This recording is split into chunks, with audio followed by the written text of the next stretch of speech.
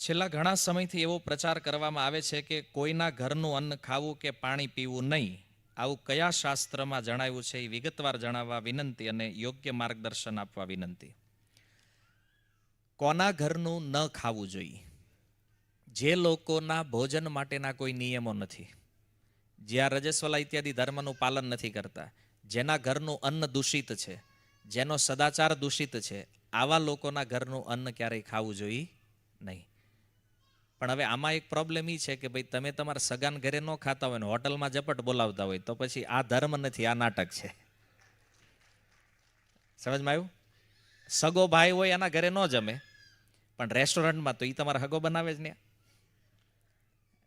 એ તો ટોયલેટ જઈને નાતાય નથી. આ તો એવા લોકોના ઘરનું ખાવ છો, બરાબર.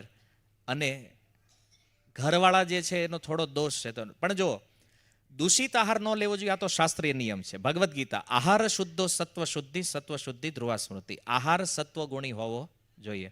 તો અન્નના દોષ છે. એક છે જાતિગત દોષ, અમુક એવી વસ્તુ જ હોય જેને ખવાતી ન હોય. એક બનાવવાવાળાનો દોષ હોય કે બનાવનાર વ્યક્તિ અશુદ્ધ હોય તો પણ એવું અન્ન ન લેવું જોઈએ. એક જાતિગત દોષવાળું અન્ન ન લેવું જોઈએ, એક બનાવવાવાળાની અશુદ્ધતા હોય એવું અન્ન ન લેવું જોઈએ. અને ત્રીજી વસ્તુ છે કે ભગવાનને ભોગ ન લાગ્યું હોય આવું અન્ન ન ખા. આ બધું અપવિત્ર અન્ન છે. જો અપવિત્ર અન્ન ખાશો તો મન અપવિત્ર થશે. નિયમ એટલા માટે છે. પણ આ નિયમને ઠીક સમજતા નથી લોકો, એટલા માટે ઘણીવાર શું કરે છે, પ્રોબ્લેમ થઈ જાય. માનો કે બીજા કોઈ સંપ્રદાયના લોકો હોય તો ક્યારેક અમારા ઘરે આવે તો એમ કે અમે તમારા ઘરે નહીં જમીએ, પણ પછી એને કહેવું પડે કે તમે જેટલા નિયમ પાલન કરો છો ને એનાથી 100 ગણા વધારે અમે શુદ્ધ રાખીએ છીએ. એ પછી જડતા થઈ ગઈ. માની લો તમે કોઈ અલગ સંપ્રદાયને માનતા હોય, બીજા કોઈ અલગ સંપ્રદાયને માનતા હોય, પણ જેને ભગવાનમાં કંઈક શ્રદ્ધા છે, જે ભોગ લગાવીને ભગવાનનો પ્રસાદ આપે છે, તો ભગવાનના ભક્તના ઘરે કોઈ નિયમ નથી. કોઈ પણ સંપ્રદાયનો ભક્ત હોય એના ઘરે તમે પ્રસાદ લઈ શકો છો. શરત એટલી છે કે કાંદા લસણ એમાં હોવા જોઈએ, કારણ કે ભગવાન આ ખાતા. જો સ્વામિનારાયણ સંપ્રદાય હોય તો એમાં કાંદા લસણ ભગવાનને ભોગ નથી લાગતા. ઇસ્કોન છે, વૈષ્ણવ સંપ્રદાયો છે, એમાં પણ નથી લાગતા. અથવા કોઈ રામની ઉપાસના કરે છે ત્યાં પણ નહીં લાગે. જેટલા પણ શાસ્ત્ર ઉપર ચાલવાવાળા સંપ્રદાયો છે ત્યાં ક્યાંય ભગવાનને તમોગુણી આહાર ભોગ લાગતો નથી. તો જ્યાં નિયમનું પાલન થઈ રહ્યું છે ત્યાં બધે પ્રસાદ લઈ શકો તમે, બરાબર. પછી અમુક એમ કહેતા હોય કે નહીં અમે અમારા સંપ્રદાયવાળા ન્યા જ લેવી, બીજા ન્યા ન લઈ, તો એ મૂર્ખતા છે. શુદ્ધિ જેના ઘરે છે, સદાચાર જેના ઘરે છે, ત્યાં બધે લઈ શકો છો. એના ઘરનું પાણી પી શકો. જ્યાં સદાચાર નથી, અશુદ્ધિ છે, ત્યાં ન લેવું જોઈએ. અને માની લો આવો કોઈ ભક્ત આપણા ઘરે આવે અને આપણે સદાચાર પાલન ન કરતા હોય તો એવા લોકોને જમવા માટે ફોર્સ પણ કરવો જોઈએ.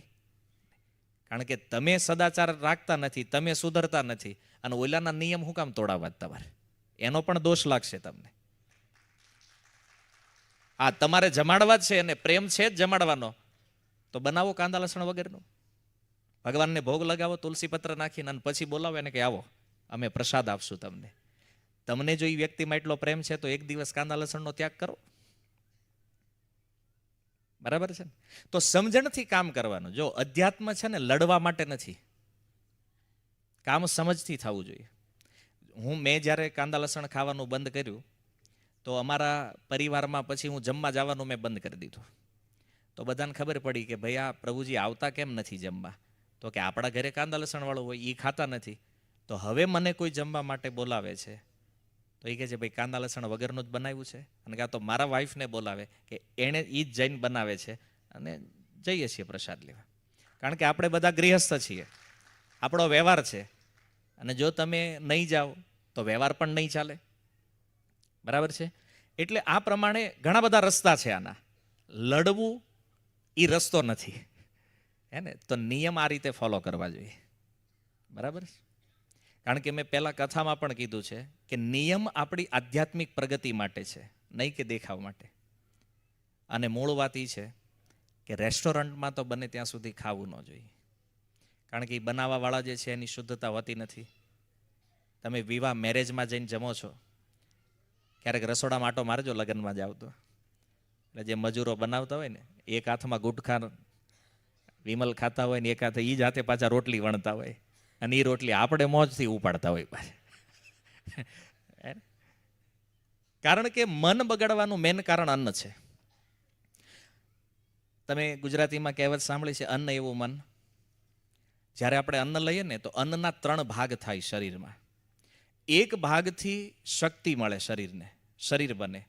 એક ભાગ શરીરમાંથી વેસ્ટ નીકળે અને એક ભાગ જે છે એનાથી મનનું નિર્માણ થાય, અન્નમાંથી મન બને છે.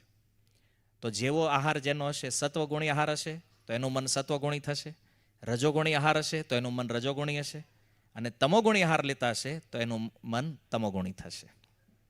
આ અન્નનો પ્રભાવ છે.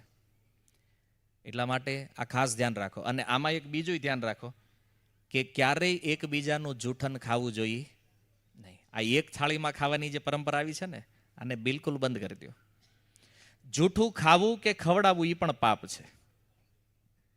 આપણે કોઈનું જૂઠન ખાવું પણ ન જોઈએ અને કોઈને ખવડાવવું પણ ન જોઈએ. તમે ક્યારેક વૃંદાવન જશો ને, વૃંદાવનમાં માનો તમે ક્યાંક ઊભા રહીને કંઈક ખાતા હોય અને કોઈ ભિખારી આવે તમારી પાસે માગવા, અને જો તમારું જૂઠન આપો ને, વૃંદાવનનો ભિખારી પણ કોઈનું જૂઠું લેતો નથી. આ ન્યાય, આ સદાચાર છે. જો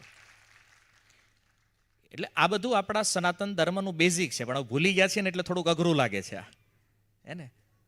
આપતકાળ એક અલગ છે. તમે ક્યાંક બહાર ગયા હોય ને કાંઈ ખાવાનું ન મળે તો ફળ લઈ શકો છો. ફળ તો આખા વર્લ્ડમાં બધે અવેલેબલ છે.